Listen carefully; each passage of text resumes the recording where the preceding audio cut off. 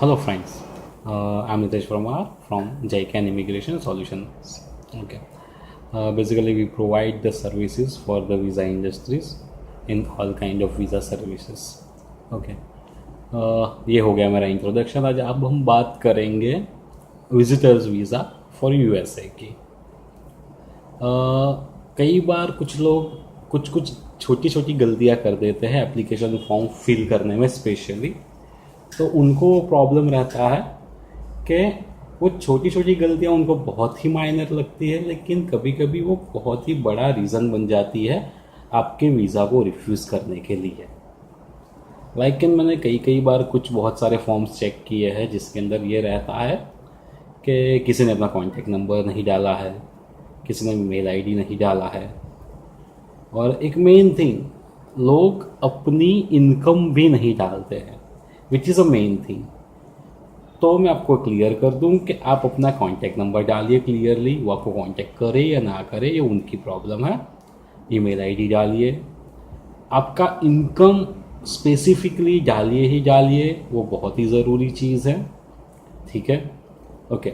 उसके बाद बात करते हैं कि कुछ कुछ जगह पे स्पॉन्सर की जो बात होती है कि आपको कौन वहाँ से इनवाइट कर रहा है या कौन आपको वहाँ पे बुला रहा है.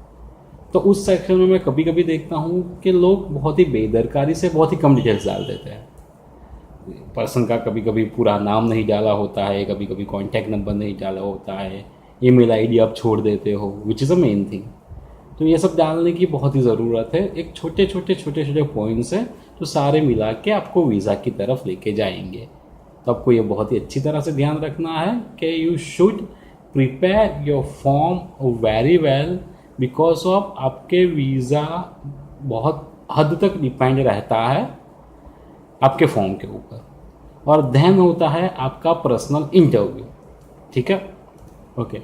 तो ये तो बात हो गई फॉर्म्स की. ठीक है, तो एक A to Z right manner में आपका फॉर्म डालिए. ओके. उसके बाद मेन थिंग होता है जो है आपका वर्क एक्सपीरियंस.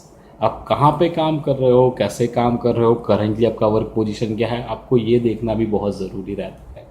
अब वो भी देखिए, वो बहुत ज़्यादा ज़रूरी है. वर्क की डिटेल्स डालिए अच्छी तरह से. ओके, जितनी ब्रीफ डिटेल्स डाल सकते हैं आप डालिए, वो ज़्यादा अच्छा रहेगा.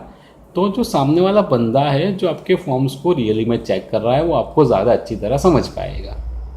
तो जितना आप जगह छोड़ोगे या फिर आप छोड़ दोगे कि चलो ये नहीं भरना है, ये ऑप्शनल है, उसको छोड़ देते हैं, तो ये सबसे ज़्यादा प्रॉब्लम और कॉम्प्लिकेटेड रहेगा. ये आपको ध्यान रखना है. ठीक है, तो वो कॉम्प्लिकेशंस ना हो इसकी वजह से जितना हो सके उतना ब्रीफ में डिटेलिंग कीजिए, और आगे के जो जो पॉइंट्स मैंने बताया है उसको तो बहुत ही अच्छी तरह से ध्यान में रखिएगा. ठीक है, ये हो गई फॉर्म्स की बात. अब प्रैक्टिकल इंटरव्यू के लिए क्या करते हैं वो हम देखेंगे नेक्स्ट सेशन में. Okay, bye.